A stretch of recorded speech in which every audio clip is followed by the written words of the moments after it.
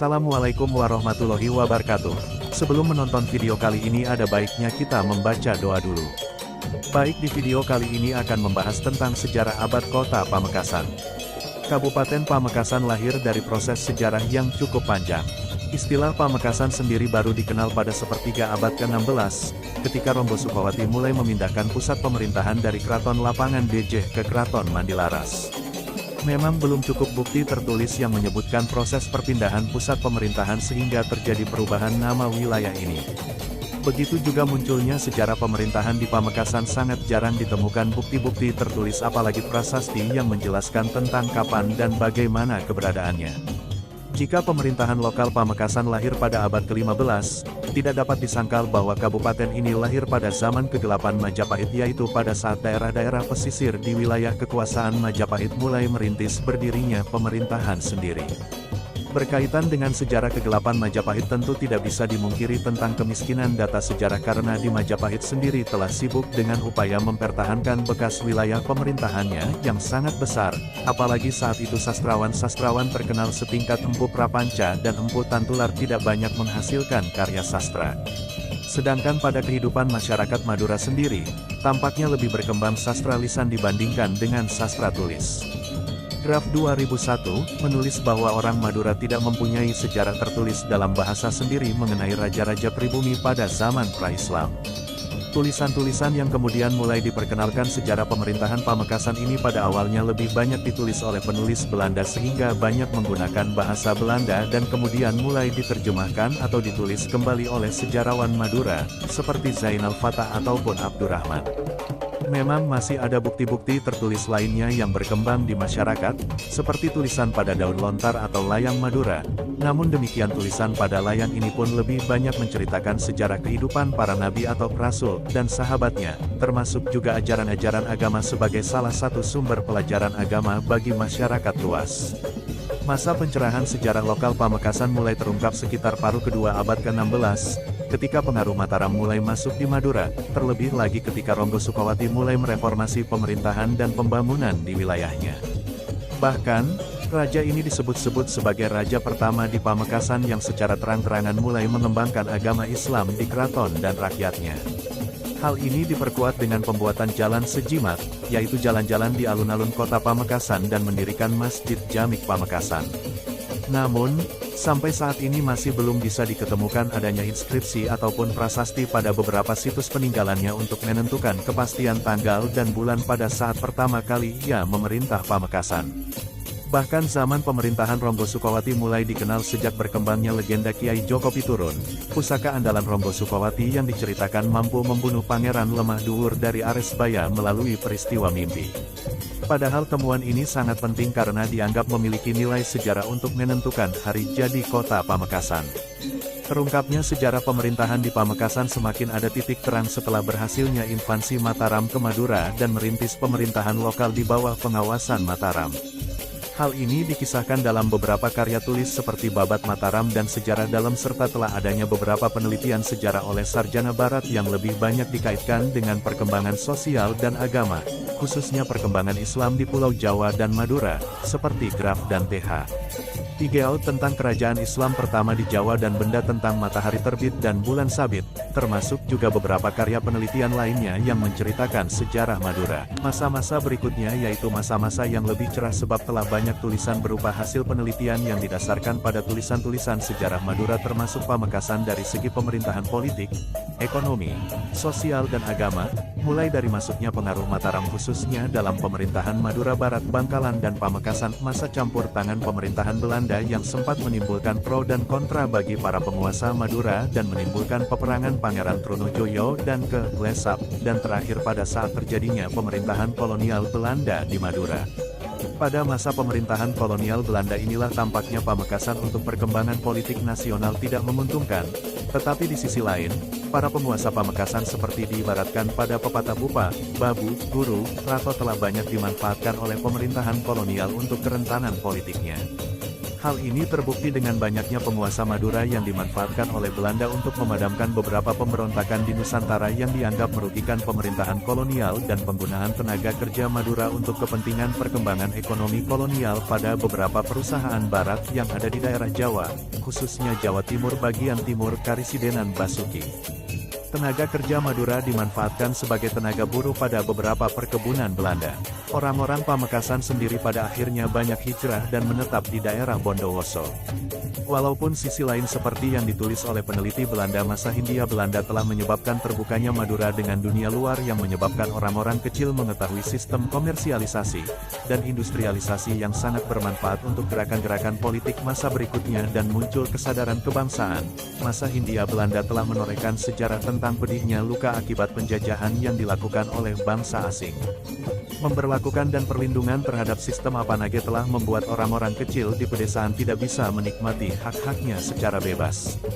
Begitu juga ketika politik etis diberlakukan, rakyat Madura telah diperkenalkan akan pentingnya pendidikan dan industri. Tetapi di sisi lain, keuntungan politik etis yang dinikmati oleh rakyat Madura termasuk Pamekasan harus ditebus dengan hancurnya ekologi Madura secara berkepanjangan, atau sedikitnya sampai masa pemulihan keadaan yang dipelopori oleh Residen R. Sunarto Hadiwijojo. Bahwa pencabutan hak Apanage yang diberikan kepada para bangsawan dan raja-raja Madura telah mengarah kepada kehancuran prestise pemegangnya yang selama beberapa abad disandangnya. Perkembangan Pamekasan, walaupun tidak terlalu banyak bukti tertulis berupa manuskrip ataupun inskripsi tampaknya memiliki peran yang cukup penting pada pertumbuhan kesadaran kebangsaan yang mulai berkembang di negara kita pada zaman kebangkitan dan pergerakan nasional. Banyak tokoh-tokoh Pamekasan yang kemudian bergabung dengan partai-partai politik nasional yang mulai bangkit seperti Sarekat Islam dan Nahdlatul Ulama diakui sebagai tokoh nasional. Kita mengenal Tabrani sebagai pencetus bahasa Indonesia sebagai bahasa persatuan yang mulai dihembuskan pada saat terjadinya Kongres Pemuda pertama pada tahun 1926. Namun terjadi perselisihan paham dengan tokoh nasional lainnya di Kongres tersebut. Pada Kongres Pemuda kedua tahun 1928 antara Tabrani dengan tokoh lainnya seperti Muhammad Yamin sudah tidak lagi bersilang pendapat.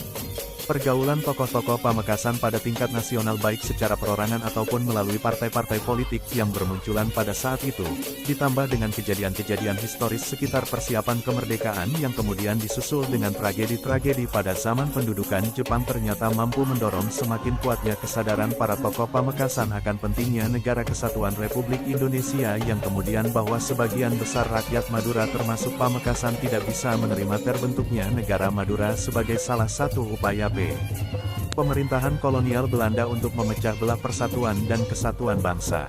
Melihat dari sedikitnya, bahkan hampir tidak ada sama sekali prasasti maupun inskripsi sebagai sumber penulisan ini, maka data-data ataupun fakta yang digunakan untuk menganalisis peristiwa yang terjadi tetap diupayakan menggunakan data-data sekunder berupa buku-buku sejarah ataupun layang Madura yang diperkirakan memiliki kaitan peristiwa dengan kejadian sejarah yang ada. Selain itu diupayakan menggunakan data primer dari beberapa informan kunci yaitu para sesepuh Pamekasan. Setelah artikel sebelumnya telah diceritakan bahwa Ki Aryo Mengo telah membuka hutan di selatan Pulau Madura dan mendirikan Keraton Lawangan Daja, maka di artikel kali ini Ambang Insight akan meneruskan tentang keturunan dari Ki Aryo Mengo. Ki Aryo Mengo memiliki seorang putri tunggal yang bernama Nyi Banu.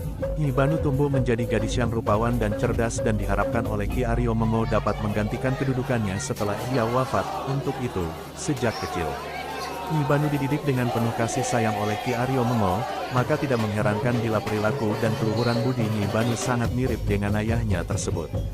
Nyi Banu bukan hanya disegani oleh rakyat biasa, tetapi juga oleh pejabat Keraton Lawangan Daja setelah Ki Aryo Mengo wafat. Nyi Banu naik tahta dengan gelar Ratu Pawelingan atau Ratu Pamekasan. Oleh karena itu Nyi Banu merupakan satu-satunya putri yang menggantikan ayahnya ketika itu, maka tidak saja namanya sangat masyhur, tetapi juga keratonnya. Keraton Lawangan Daja ini kemudian hari dikenal dengan nama Keraton Pamekasan. Tidak sia-sialah Ki Aryo Mengo mendidik putrinya karena ternyata Nyi Banu dapat memimpin rakyatnya dengan baik dan sukses. Bidang pertanian dan perdagangan di Keraton Lawangan Daja maju dengan pesat. Banyak saudagar yang mengadakan hubungan dagang antar pulau menyinggahkan kapalnya di Pantai Talang. Kerlesap mengabdi kepada Raja Bangkalan awal Pamekasan. Syahdan, diceritakan bahwa penggantian nama Pawelingan menjadi Pamekasan sebenarnya berasal dari cerita Kerlesap. Sebenarnya Kerlesap adalah putra selir Pangeran Cakraningrat V, yaitu Raja Bangkalan, tetapi malang, ia tidak diakui sebagai anak kandungnya. Sungguh pun demikian, ia memaksakan dirinya untuk mengabdi kepada ayahandanya. Ia dijadikan juru rawat kuda di Keraton Bangkalan. Setiap hari ia harus menyiapkan kuda untuk kompeni Belanda, darah pahlawan yang mengalir di sekujur tubuhnya mulai menggelegak. Pikiran sehatnya dan hati nuraninya tidak dapat menerima kerjasama dengan kompeni Belanda yang dilakukan oleh ayahnya. Agar ia tidak selalu melihat hal yang menyinggung perasaannya, ia sering meninggalkan Keraton Bangkalan untuk mengaji. Oleh karena itu ia adalah anak yang cerdas, maka Kerlesap dijadikan pembantu oleh kiainya. Pengalaman pahit di keraton ayahandanya itu selalu membayangi hidupnya. Begitu juga tingkah laku, sikap dan tindakan kompeni Belanda terhadap ayahandanya selalu mengusik perasaannya. Agar cita-citanya itu tercapai, ia bertapa di Gunung Geger di daerah Arosbaya, untuk mendapatkan kekuatan batin. Kemudian, Kerlesap melanjutkan bertapa di Gunung Payudan Sumeneb. Setelah sekian lama di sana, kemudian ia pindah ke Gunung Payudan di daerah Guluk-Guluk, Sumeneb. Di tempat yang baru ini, sekian bulan lamanya ia tidak keluar. Ia menyatukan dirinya dengan Yang Maha Pencipta, dengan jalan melupakan makan, minum dan tidur. Tuhan mengabulkan permohonan orang-orang yang senantiasa mendekatkan diri kepadanya. Demikian pula kepada Kerlesap diberikan kekuatan batin. Selain itu, ia memperoleh senjata ampuh sebangsa celurit kecil yang ia namakan Kodi, Kerancang. Dengan senjata yang bernama Kodi, Kerancang tersebut Kerlesap merasa mampu melawan kompeni Belanda yang telah menguasai para bupati di seluruh Madura. Lagi pula ia tidak merasa khawatir melawan senjata Kiai Nenggala milik ayahnya. Setelah Kerlesap turun dari pertapaannya, ia mempengaruhi penduduk Guluk-Guluk dan sekitarnya. Kompeni Belanda dan Keraton Sumeneb, Kerlesap menguasai Keraton Sumeneb. Kisah Pamekasan. Mendengar maksud Kerlesap itu, Raden Alsa yang bergelar Pangeran Cokronegoro ketiga, yaitu Raja Sumeneb merasa khawatir untuk melawannya. Oleh karena itu, ia lari meloloskan diri, lolos bahasa Madura untuk meminta perlindungan kepada kompeni Belanda di Surabaya. Lolosnya itulah yang menyebabkan ia terkenal dengan sebutan Pangeran Lolos. Di Sumeneb tidak ada perlawanan sedikit pun, sehingga Kerlesap dapat menguasai Keraton Sumeneb dengan mudah. Peristiwa ini terjadi pada tahun 1750. Dari laporan Raden Alsa itu, kompeni Belanda mengetahui bahwa Kerlesap telah memberontak terhadap kekuasaannya. Oleh karena itu, seluruh kekuatan kompeni Belanda dipusatkan di Madura Barat. Dari Sumeneb, keesokan harinya pasukan Kerlesap menuju ke arah barat. Kebetulan Bupati Adikoro IV sedang pergi melaporkan ke Semarang dan dalam perjalanan pulang, ia singgah di rumah mertuanya, yaitu Pangeran Cakraningrat V. Ia hanya berpesan kepada patihnya yang bernama Raden Asyar, agar memberitahukan kepada mertuanya bahwa daerah kekuasaan Raden Alsa telah ditaklukkan. Dari pesan, bahasa Jawa, Wekasan inilah agaknya kata Pawekasan menjadi Pamekasan. Nyi Banu menikah dengan Ki Aryo Pramono. Kembali kepada cerita mengenai Nyi Banu, Ratu Rupawan yang memerintah Pamekasan itu, banyak menarik perhatian penguasa di Pulau Madura. Mereka ingin mempersunting Nyi Banu untuk menjadi istri. Padahal sejak Nyi Banu masih remaja, hatinya sudah terpikat oleh Ki Aryo Pramono, yaitu Kamituwok di Madegan, Keraton Sampang. Begitu juga dengan Ki Aryo Pramono, meskipun banyak gadis yang mendekati untuk memikatnya, ia tidak menghiraukannya. Bagi Ki Aryo Pramono, hanya Nyi Banulah yang menjadi idaman hatinya, hingga akhirnya mereka menjadi suami istri. Pesta perkawinan Nyi Banu dan Ki Aryo Pramono berlangsung selama 40 hari 40 malam. Rakyat Pamekasan sangat bergembira karena junjungannya sudah mempunyai pendamping setia untuk bersama-sama memimpin Keraton Pamekasan dan Madegan. Perkawinan Nyi Banu dan Ki Aryo Pramono rupanya juga berfungsi memperkuat kedudukan dinasti Majapahit di Madura, semasa Nyi Banu bersama Ki Aryo Pramono memerintah, terjadilah peristiwa yang menggelisahkan keturunan Majapahit yang ada di Madura, karena kerajaan Majapahit runtuh. Mahkota kerajaannya diboyong ke Mataram.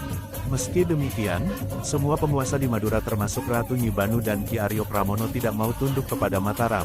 Hal ini kelak mengakibatkan hancurnya wangsa dinasti Majapahit di Madura. Semoga bermanfaat tentang sekilas sejarah dan asal kota Pamekasan. Sekian cerita dari saya mengenai sejarah abad kota Pamekasan, semoga bermanfaat. Assalamualaikum warahmatullahi wabarakatuh.